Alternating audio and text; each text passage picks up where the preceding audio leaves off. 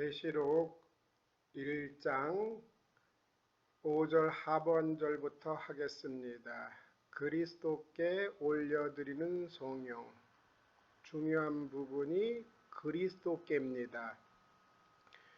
우리를 사랑하시고 그리고 우리를 해방하신 분에게 우리를 사랑하시고 그리고 우리를 해방하신 분에게 무엇으로? 그의 피로 우리의 죄들로부터 우리를 해방하신 분에게. 다시 한번 합니다. 우리를 사랑하고 계시는 그의 피로 우리의 죄들로부터 우리를 해방하신 분에게 바로 그에게 영광과 권능이 영원하시기를. 아멘. 그리스도에 대해서 우리를 사랑하고 계시는 분, 예수님의 자신의 피로 우리들의 죄들로부터 우리를 해방하신 분, 그 결과 그는 우리를 왕국, 하나님 곧 그의 아버지에게 속한 제사장으로 삼으셨다. 우리를 사랑하고 계시는 분, 그의 피로 우리의 죄들로부터 우리를 해방하신 분에게 그 결과 그는 우리를 왕국, 동격입니다. 제사장들, 어떤 제사장이냐? 하나님 동격으로 곧 그의 아버지에게 속한 제사장으로 들로 삼으신 분에게 바로 그에게 영광과 권능이 영원하기를. 아멘. 우리는 그리스도 사역의 참여자입니다. 우리를 왕국, 동격, 곧 제사장, 누구의 제사장이냐면 하나님의 제사장, 곧 그의 아버지께 속한 하나님, 그 다음에 동격, 곧 그의 아버지에게 속한 제사장, 곧 왕국을 삼으신 분에게 바로 그에게 영광과 권능이 영원하기를. 우리는 그리스도 사역의 참여자입니다. 우리를 통하여 생명의 길이 소개됩니다. 실상 이 세상의 운명은 사실상 우리에게 달려 있습니다. 이 세상은 우리가 없으면 망합니다. 바로 그에게 영광과 권능이 영원하기를. 찬양은 환경 때문에 나오는 것이 아닙니다. 하나님 때문에, 그리스도 때문에 나오는 것입니다. 이것이 찬양의 본질입니다. 우리를 사랑하시고 그의 피로 우리의 죄들로부터 해방하신 분에게 그 결과 그는 우리를 왕국, 곧 하나님 곧 그의 아버지께 속한 제사장을 만드신 분에게 바로 그에게 영광과 권능이 영원하기를. 아멘. 구름과 함께 오시는 예수님에 대한 그림입니다. 수많은 천사들과 함께 구름과 함께 오시는 예수님. 계시록 1장 7절입니다. 보라, 그가 오신다. 메타톤, 네펠론, 구름들과 함께, 메타 플러스 소유격은 함께입니다. 예수님께서는 구름과 함께 오십니다. 구름, 실제적인 구름입니다. 이 구름에 초월적인 영광이 있습니다. 우주적 영광 가운데 임하십니다. 실제적인 구름이며 그 구름은 하나님의 영광을 뜻합니다. 우주적 영광 가운데 임하십니다. 이사야서 19장 1절 애굽에 관한 경고라. 보라, 여호와께서 빠른 구름을 타고 애굽에 임하시리니 애굽의 우상들이 그 앞에서 떨겠고 애굽의 마음이 그 속에서 녹으리로다. 에르케타이, 미래적 현재로 해석할 수 있습니다. 현재 시대로 쓰였지만 미래를 나타나는 것으로 보라, 그가 구름들과 함께 오실 것이다. 이렇게 직역을 해야 됩니다. 미래적 현재. 이렇게 현재가 미래를 나타내는 경우는 누가복음 12장 40절, 요한복음 4장 35절, 그 다음에 요한복음 14장 28절이 있습니다. 그러므로 너희는 준비하라. 그러므로 너희는 준비하라. 왜냐하면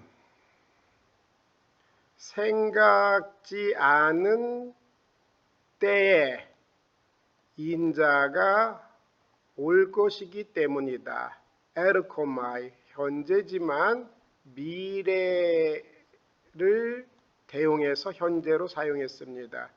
예수님께서 말씀하시기를 너희는 그러므로 준비하라. 왜냐하면 생각하지 않은 때에 인자가 올 것이기 때문이다. 에르케타이. 그 다음에 요한복음 4장 35절 너희에게 말했지 않았느냐. 호티야를 이미 4달이 있으면 추수가 올 것이다 고 너희에게 말하지 않았느냐. 무엇을? 4달이 아직 4달이 있으면 그러면 추수가 올 것이다. 4달이 되면 추수가 에르케타에 올 것이다. 미래입니다. 요한복음 14장 28절 너희는 들으라. 호띠야를 내가 너희에게 말한 것을 들으라. 내가 가고 그리고 너희에게로 올 것이다. 휘빠고 까이 에르코마이. 다 현재지만 미래를 대용하는 것입니다.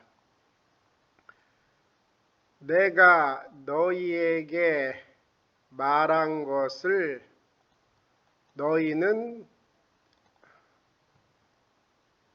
들었다.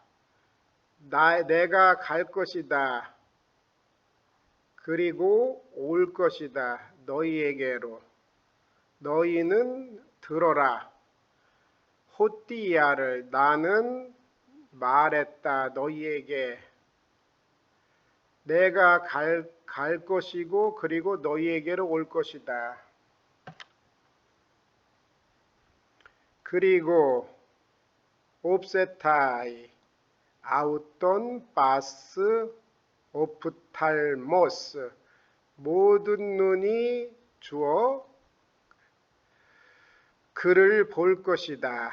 그리고 그를 찔렀던 모든 자들이 애통할 것이다. 그를 인하여 때문에. 앞에서부터 보겠습니다. 보라, 구름과 함께 그가 오실 것이다. 미래적 현재이기 때문에 미래로 번역합니다. 그가 오실 것이다. 그리고 모든 눈이 그를 볼 것이다. 장소에 구애됨 없이 예수님의 재림 때 모든 눈이 그를 볼 것입니다. 그리고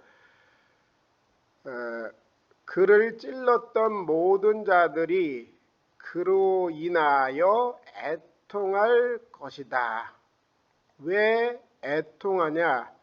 기회를 상실했기 때문에, 자신이 이제는 끝난 것을 알기 때문에 애곡하는 것입니다. 온 우주보다 귀한 것을 거부했기 때문에 비참하고 끔찍한 순간, 진노와 공포의 순간을 그들은 맞이합니다. 뒤늦은 후에 후회를 해도 아무런 소용이 없습니다. 모든 나라들이, 땅의 모든 지파들이, 나라로 번역하는 것이 좋습니다. 땅의 모든 족속들이 그러하리라. 아멘.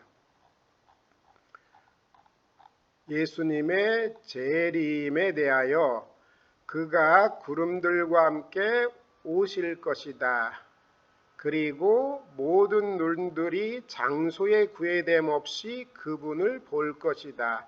그리고 모든 그를 찔렀던 자들이 그를 인하여 애통할 것이다. 땅의 모든 나라들이, 지파들이, 족속들이 그러하리라. 아멘. 나이는 아멘의 헬러어입니다. 두 번 강조해서 정말로 그러하다는 것입니다.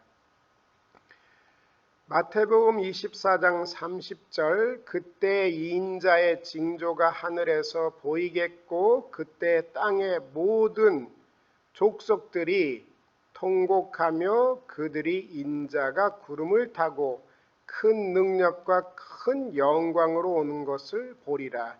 예수님의 재림에 대하여 말하고 있는 부분입니다. 계시록 1장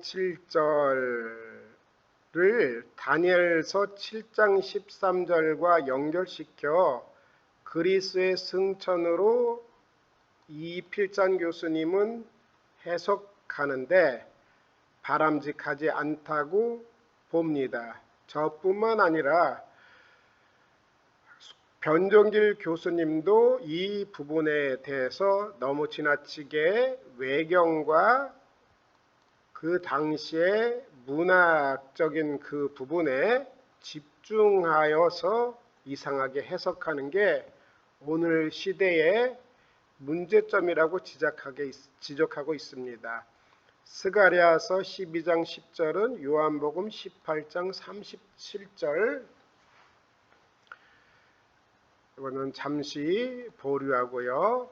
볼지어다 그가 구름을 타고 오시리라. 각 사람의 눈이 그를 보겠고 그를 찌른 자도 볼 것이요 땅에 있는 모든 족속이 그로 말미암아 애곡하리라. 그러하리라. 아멘. 이 부분에 대한 해석을 그가 구름을 타고 오시리라 라는 부분을 다니엘서 7장 13절과 연결시켜 내가 또 밤 환상 중에 보니 인자 같은 이가 하늘 구름을 타고 와서 어디로 오냐? 땅으로부터 승천했다고 생각하는 것입니다. 옛적부터 항상 계신 이에게 나아가 그 앞에 인도되매,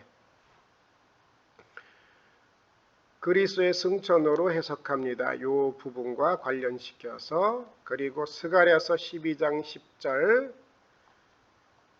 요하고 연결시킵니다. 내가 다윗의 집과 예루살렘 주민에게 은총과 강구하는 심령을 부어주리니 그들이 찌른 바 그를 바라보고 그를 위하여 애통하기를 독자를 위하여 애통하듯 하며 그를 위하여 통곡하기를 장자를 위하여 통곡하듯 하리라.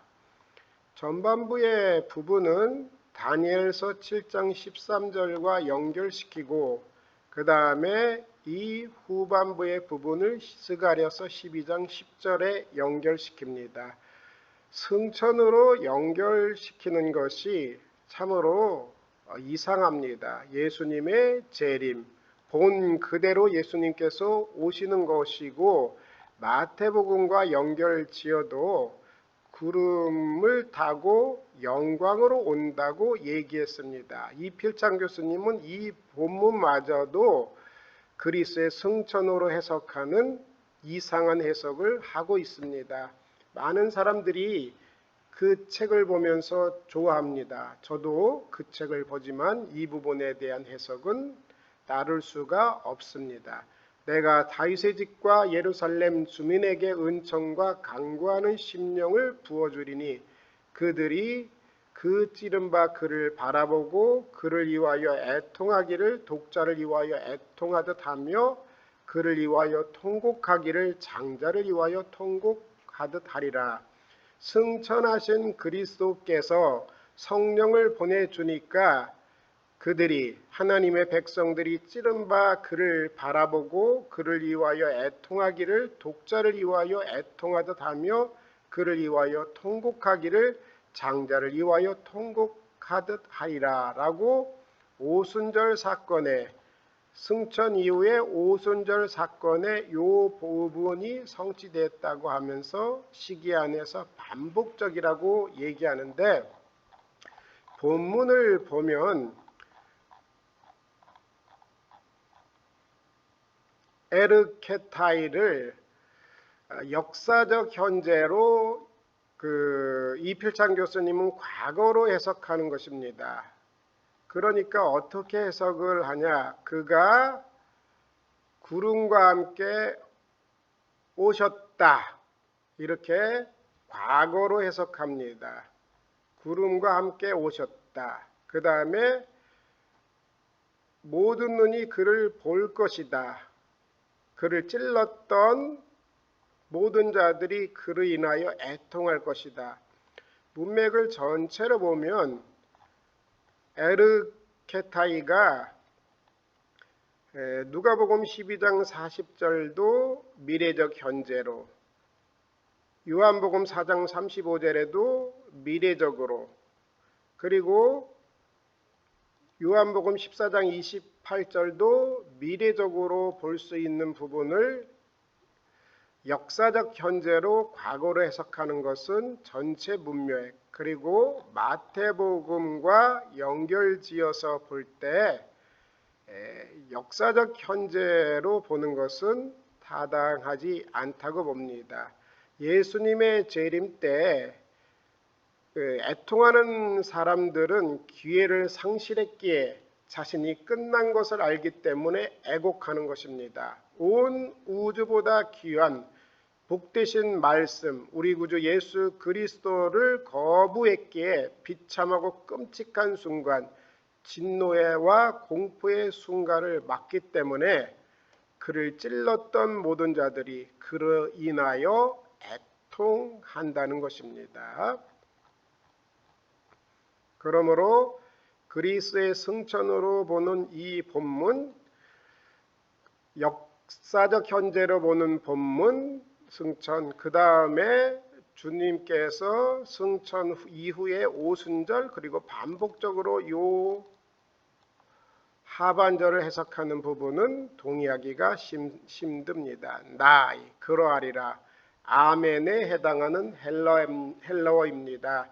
동의어를 연달아 사용하여 재림과 심판의 확실성을 강조합니다. 특히 그리스도를 거부한 자에게 초점을 맞추고 있는 것입니다.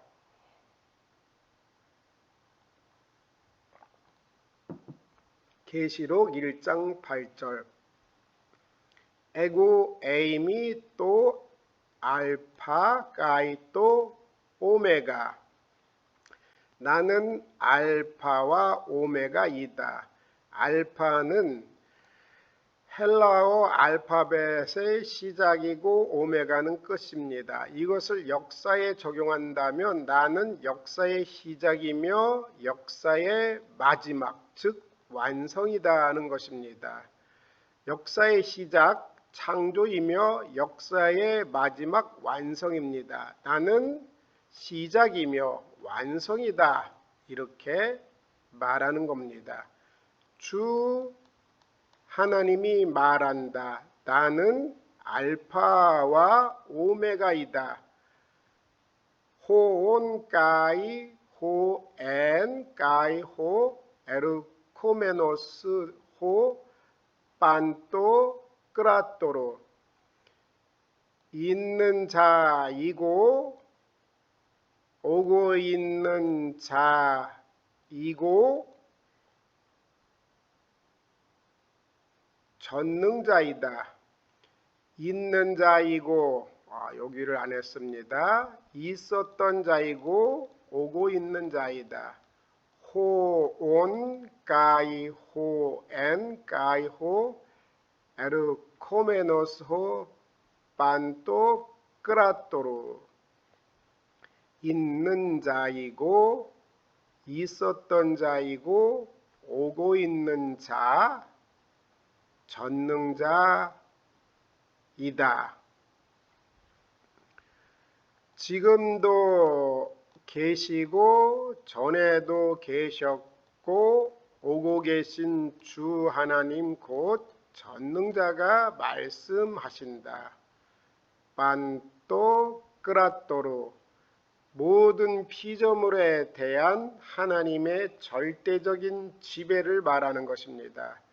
이와 같은 증거의 목적은 환난 날에 우리로 하여금 전적으로 하나님만을 의뢰하도록 격려합니다. 예수 그리스도께서 자신을 증거하기를 나는 알파와 오메가, 있는 자요 있었던 자요 오고 있는 자 전능자이다. 주 하나님이 말한다. 1번으로.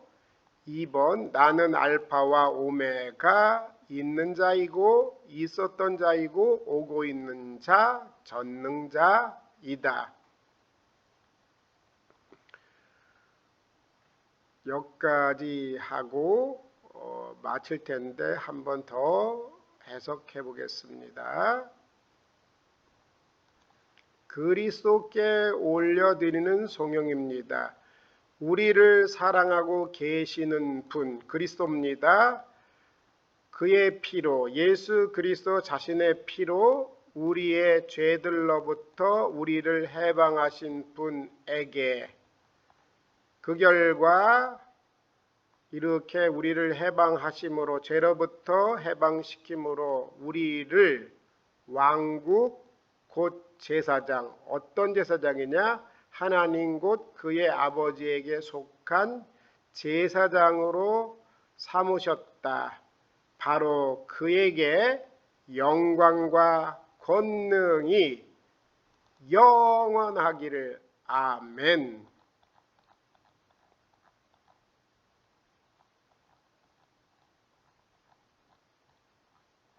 보라, 그가 구름과 함께 오실 것이다. 미래적 현재로 구름과 함께 오실 것이다. 그리고 모든 눈이 그를 볼 것이다. 그 결과로 해석해도 됩니다. 모든 눈이 그를 볼 것이다. 장수의 구애됨 없이 볼 것입니다. 그리고 그를 찔렀던 모든 자들이 그를 인하여 애통할 것이다. 땅의 모든 족속들이 그러하리라. 나이 아멘.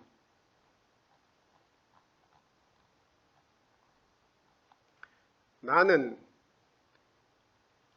주 하나님이 말한다. 여기서 주 하나님은 예수 그리스도 자신입니다. 나는 알파 오메가 알파와 오메가이다.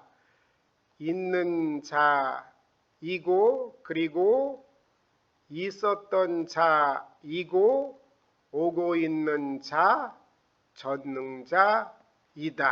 이렇게 자기 자신에 대하여 선언하고 있습니다.